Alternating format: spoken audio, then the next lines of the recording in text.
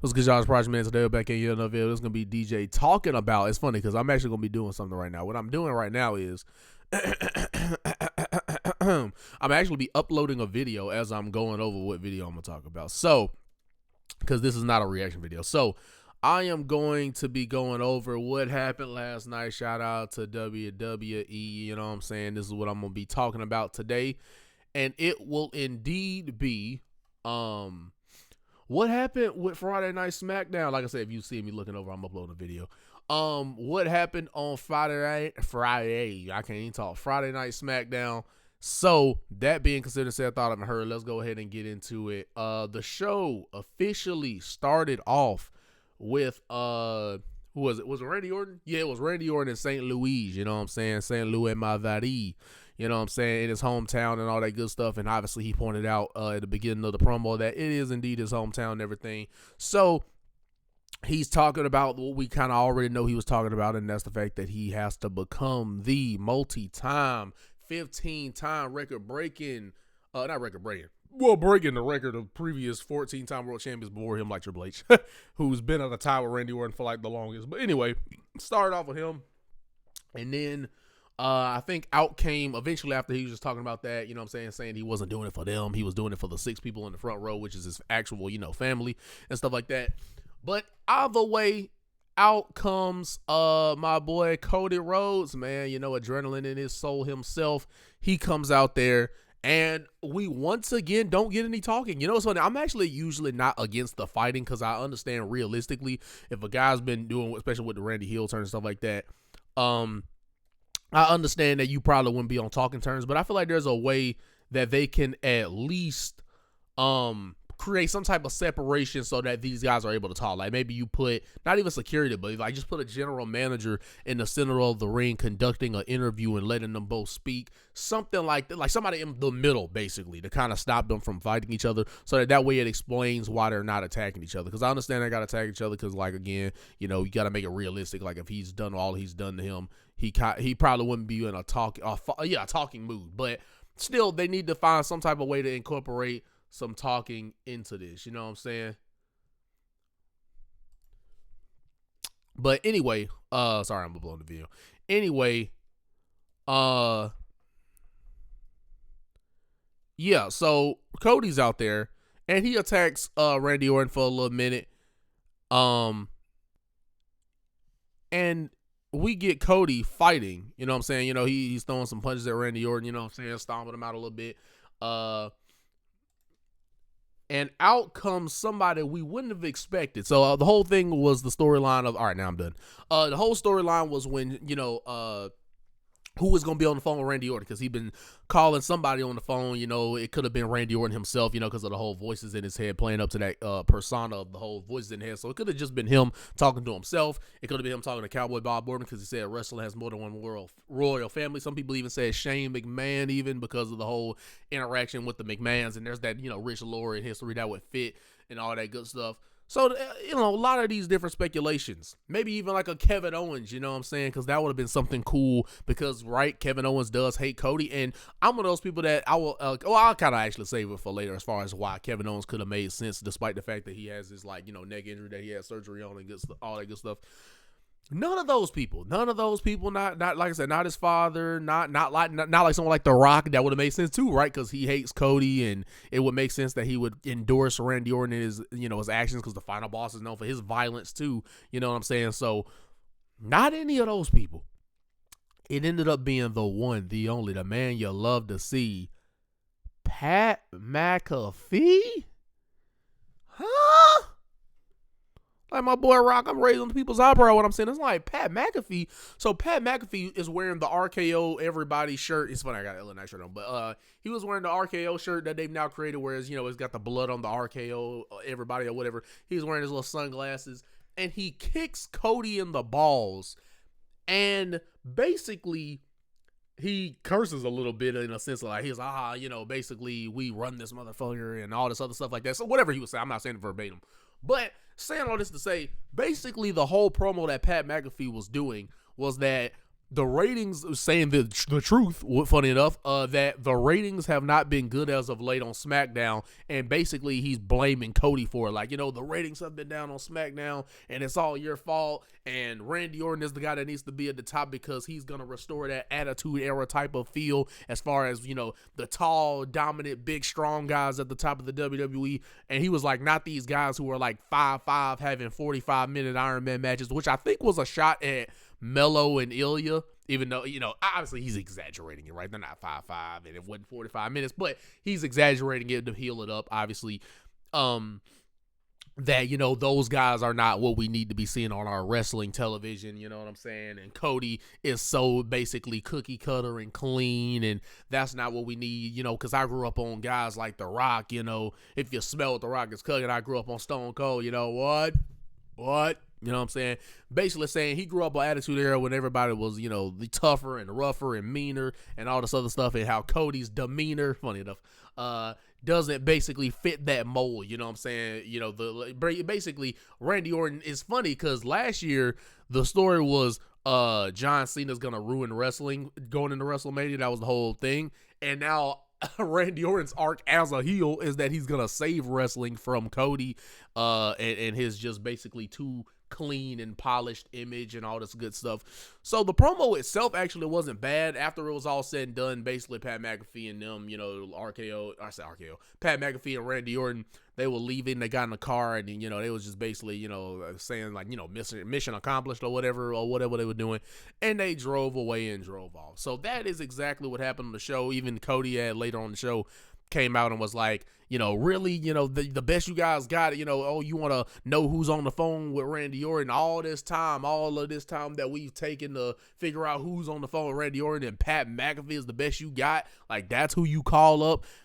That's like if during WCW days, if Scott Hall and Kevin Nash were going to reveal the third man, and instead of it being Hulk Hogan, obviously turn the heel and all that good stuff, instead of it being Hulk Hogan, it's Disco Inferno, like, what I'm saying, basically burying the decision of the fact that it's Pat McAfee, and how he said that I will be or I listen to the voices in their head, or the voices in my head are finally talking, and you don't want to know what they're saying. So that's what Cody did. He did a nice little, kind of pissed off type promo. All right, so that's what happened on the show. I will now give my thoughts on this, and after I give my thoughts on this, I'll give my thoughts on one last thing that happened in the show, which was the main event. But I'm gonna give my thoughts on this first, and then I guess I'll address the main event because the bulk of the video is gonna be about me talking about this. So the last thing that happened was Melo got his rematch. Shout out to Trick Williams and Lil Yachty. That was actually kind of a fun pairing. Lil Yachty basically doing the ad libs in the middle of the ring as Trick is cutting his promo, calling Sammy, Gingerbread Man and Ginger Ale and all this other stuff, all these nicknames. And basically, he stole Sammy's pyro because, when there's a new United States champion, they get big pyro. And I've never seen this before. Trick stole Sami Zayn's pyro, and that was hilarious. He literally stole his pyro. He said, now, give me Sami Zayn's pyro. He stood on the turnbuckle and celebrated, the pyro went off. And then out came Melo after Sammy got there, which he was getting booed all night, Sami Zayn. So I think this is kind of what they wanted as far as Sami Zayn getting booed. I don't know what this heel turn, if it happens, is even supposed to mean or lead to, or how it's going to give him to a world championship. But Melo came out there after Sammy was trying to address Trick and stuff. It's like, you got the stars, you got the, you got the look, you got the rapper, you got everything to make you like a star. But when it comes to that bell ringing, like, I'm the best in the world, that's what he was saying. Or one of the best in between those ropes, like at wrestling. Like I said, Melo comes out there and he was like, basically saying, hey, I want my rematch because it wasn't fair how it ended, and you basically did wrong, and you be damned basically if you think I'm not going, basically try to get that title back. And he was telling, hey, Sammy, do the right thing and put your title on the line. And Trick was even gaslighting him like, yeah, Sammy, I just give the guy his title shot. You know what I'm saying? You basically all noble and stuff like that. Hey, give the guy a title shot. Give the people what they want, because the people was Melo was encouraging them basically to chant, we want Melo, and they started doing it. So the main event was Melo versus Sammy for the U.S. title, and it ended with Melo just losing again. So first it was Trick interfered in the first match, and then they had a rematch, and Melo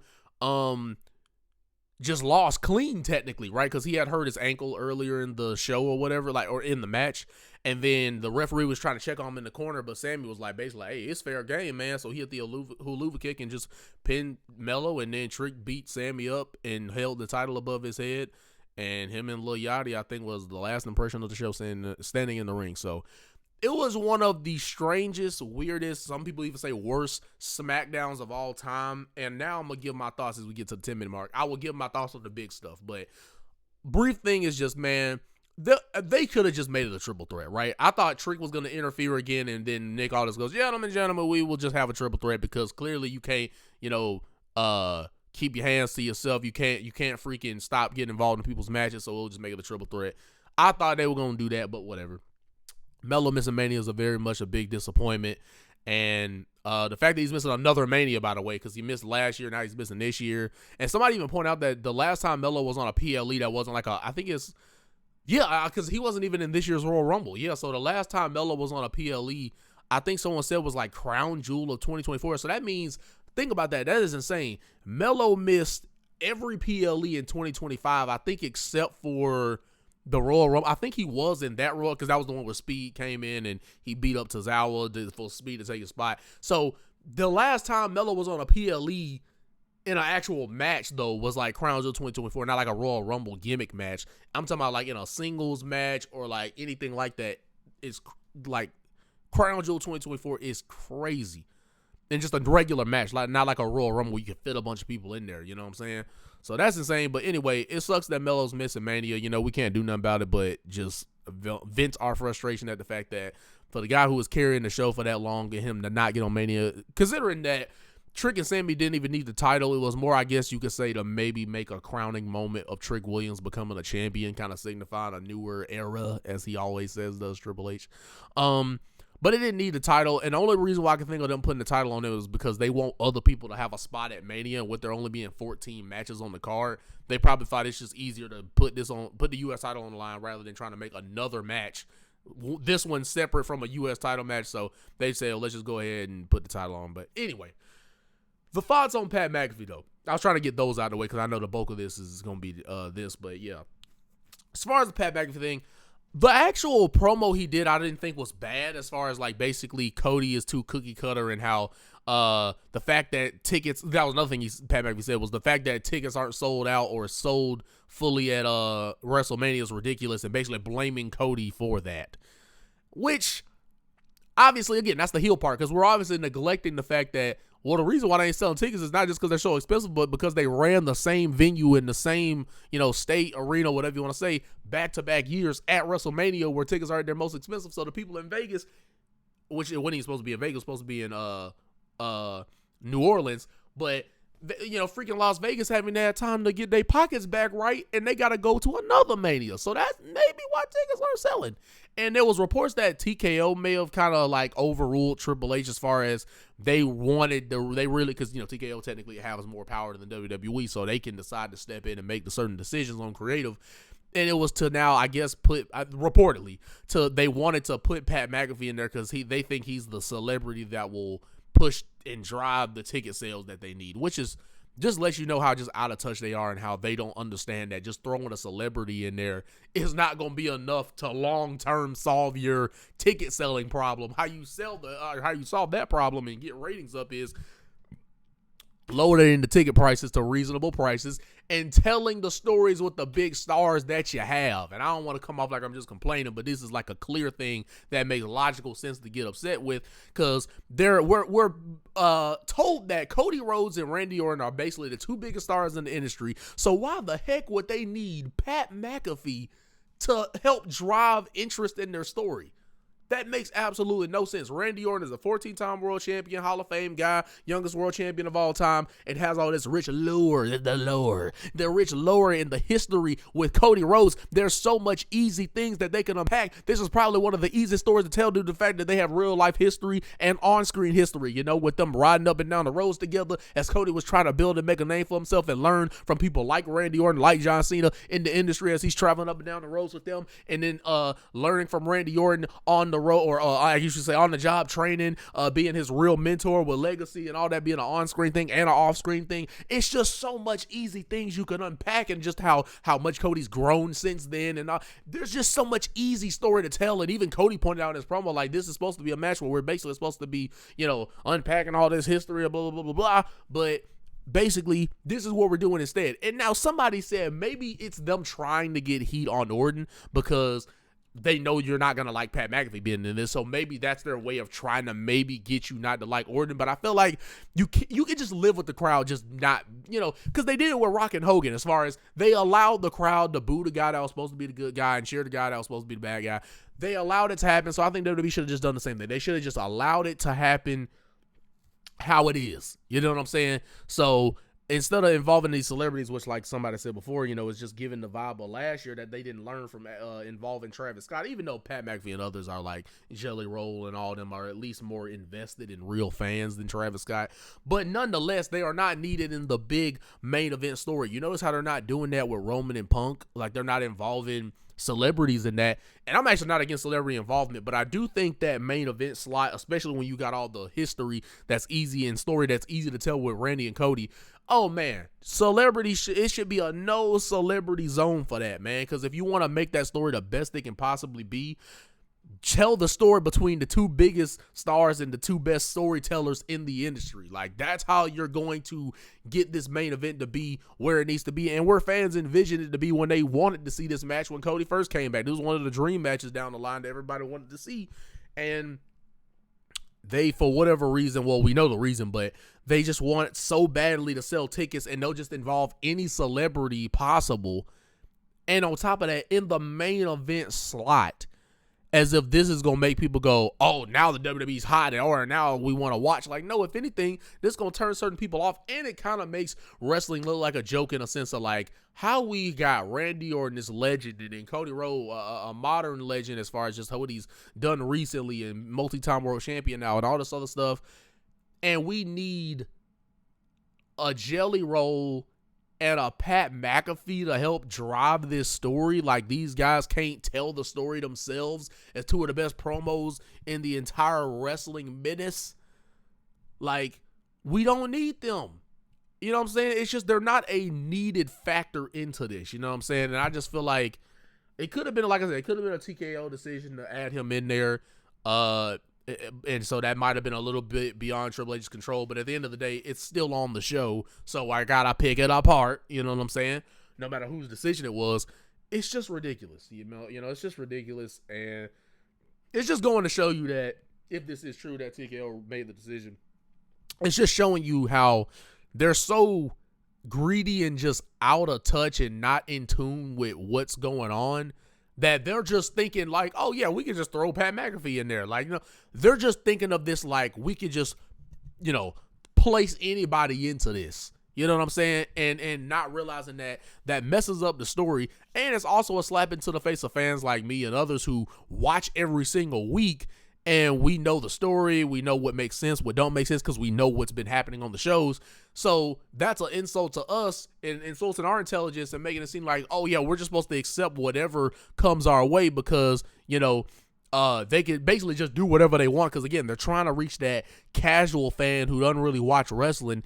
And it's, again, they're not doing it in a way like the Bloodline story did, where the story's just so good that other people started to kind of get wind of it and like it. That's what we should be doing here. Instead, they're trying to have people that, they know who they are because they're big celebrities, and that's how they're trying to get those fans to watch wrestling. It's, oh, I know Pat McAfee, so maybe I need to watch wrestling again because he's in the. It's just not the solution they think it is. They think the celebrities are going to be the solution, but I'm like, even if it does help any, it's a very short-term, brief amount of help because they ain't going to be there every week. They ain't the full-time wrestlers. So that's why your full-time wrestlers need to be the ones drawing the money and attention, and you can keep trying and driving whatever story they need to tell home, because that's what's going to get fans in there invested, because that's who they're going to be watching every week. They're not going to be watching Pat McAfee every week. He only going to be involved temporarily until you got to go back to football. So, and also it's just, again, it's Cody and Randy. They don't need no other outside factors to help drive this match forward. But last thing I'm going to say on it is they could have made this Kevin Owens. Because, like I said, the promo wasn't bad. It's not like Pat McAfee. It's not on Pat. It's like not just F.U. Pat or anything. It's just if this promo was done by like a Kevin Owens, right, who But just because Kevin Owens is injured doesn't mean he can't be on television. You know what I'm saying? I don't understand why they're not putting Kevin Owens on television. If they were going to use somebody to be like, oh, in Orton's ear about something, they could have used Kevin Owens because they've had a feud, right? Randy and Kevin had a feud until, obviously Owens got injured. And then he obviously doesn't like Cody. You know what I'm saying? He had a blood feud, a great feud. Not a complete blood. They did bleed, but it was not a complete blood feud, but basically right there scratching the surface of a blood feud with Cody. So there's heat there with Kevin Owens. So at least that would be interesting. That would be great. That would make sense. And again, Kevin Owens, yeah, he's injured, but we've seen this with Stone Cold and plenty of others where, Daniel Bryan was another one where when he was out on the shelf, he still was a character on TV. It's not like because you're injured, you can't be on TV anymore. Big E, right? He does all the pre-show stuff. That's how you use guys like Kevin Owens who are injured is, okay, don't have him wrestle. If you just want to have him around, this is one of those things that would have been good. Like, okay, if he was in Orton's ear, knowing how diabolical Kevin Owens can get, this would work. And again, he has history with everybody in the match. It would be great. But again, TKO knows that Kevin Owens is not, a big mainstream name like a Pat McAfee. So that's all they see is just stars in their eyes. Like, okay, as long as we get stars, we won't care where you're from. We just need stars here.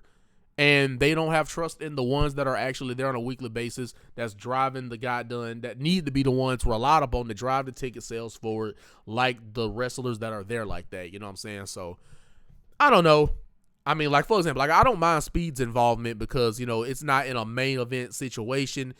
And also, it's actually kind of helping drive some attention, especially with I saw the LA Knight going on the Speed stream and, beating him up a little bit. So that was fun. But that's fun for like, mid-card type stuff. Even though Division has been semi-main event, but, they're not the main event. The main event is like Roman and, Punk. But anyway, I just don't understand what's going on here. They gotta, hopefully they don't allow TKO to like corrupt them, what I'm saying, even though it's kind of already starting, but hopefully they don't allow TKO to completely just corrupt them and they can get through their heads that like, hey, this is why like decisions like Pat McAfee is not the right way to go. Like I said, considering the fact that it not only does it not really make any sense, because again, the angle they've been going with is Cody's been telling Orton that, hey, you can be the Viper, you can be the Apex Predator, Legend Killer, you can be that guy in this match. So they kind of already made that the case, and it's 2:00, I think. Sorry, I got a timer for that. Anyway, they've already made it be the case that that's the story, right? That Randy's allowed to be the killer that he is. And Randy was also saying in his promo that Cody is not that type of killer. That's why he can't beat him and stuff like that. So that was the story. So to then all of a sudden just completely switch the narrative now to, oh, well, now we want Orton at the top because he's going to save wrestling and he has the Attitude Era type vibe to it. He wasn't in Attitude Era. He has the Attitude Era type vibe to him because of his size and he's a killer like those guys from back in the day or whatever. Again, if this was maybe like a Kevin Owens, that would have worked. It was one of those right message, wrong messenger, because if this was like a Kevin Owens who has history with all those guys and whose character persona makes sense to be like encouraging Orton to be that killer because he doesn't like Cody, like I said, it would have made more sense. It probably would have been more interesting. But because they had it be Pat McAfee, who doesn't have history with any of these guys and is not a wrestler like that, it's just ridiculous. And it just goes to show you, it's kind of like funny enough, where I grew up, like kind of like those 2011 days where they were trying so hard with the celebrity involvement to make WWE look cool. They tried to get all these celebrities and movie stars and whatever and whatnot. And that's the vibe it gives, man. Like, you know what I'm saying? Even though, like I said, it was fun watching Lil Yachty do his thing with Trick, you know what I'm saying? That was a little fun thing that they did when they was doing the promo. But again, putting celebrities in mid-card stuff, I can understand to kind of drive a little interest. But you gotta know where the line is drawn, and I feel like the main event is the thing that needs to be like reserved for people who've been there and been working their tail off to make themselves a main event, a WrestleMania superstar. I don't think it's fair that a celebrity can just be slotted in the main event, especially if they've not proven that they can be a big main event draw as far as everything makes sense, is making the company interesting, is good for the wrestling fans, and this person, like I said, is actually gonna be there to do it. They hadn't proved it. Like someone like The Rock makes sense not only because he's in wrestling history, but because he's proven all those things that he could, be the most interesting thing and bring great story to the table and all this. So it's obviously different if they were to bring in like The Rock, which would have been another interesting person they could have brought into it. But anyway, it's just giving the vibe that they didn't learn from last year. You know, had the big guy that the fans don't want to boo turn heel, even though I'm not against, because Orton's better as a heel anyway. But anyway, having the big star legend that the fans love and respect turn heel, and then involving a celebrity in the story, it just seems like they haven't learned. And it also seems like TKO hasn't learned. But anyway, love and appreciate you guys. Y'all let me know what y'all think about all this. I don't think I just hated on it in a sense of, I don't think I hated on it unfairly. I think I was very logical about why I feel the way I feel, and how, like I said, it's just, and somebody said it, and it's just, it takes the interest, knowing that they could have unpacked just the easiest amount of history between Cody and Randy. It just kind of comes off like this story is not as interesting as it should be, especially going into WrestleMania, and how it makes more and more like Oba and Brock, you know, should be more of the main event because of how just consistently they just been killing it with that feud, and how it's also a more simple approach of just two big monsters going at it, and they've gotten people to really get excited about it, and it's really over with the fans and people want to see it. So anyway, like, comment, and subscribe. And at the end of the day, we got to say it is what it is. What's going to be this project. Continue to come out every day with the content, the videos, the bangers, time and time again for you guys doing my thing and doing well to the best of my ability. See y'all in the next video. That's all you need to know. Let me know what you think about all this down below if you've been keeping up. And that's the vibe that DJ's on, man. See y'all in the next video. Especially if you like watch this far, like, comment, subscribe, and I'm out of here. See ya.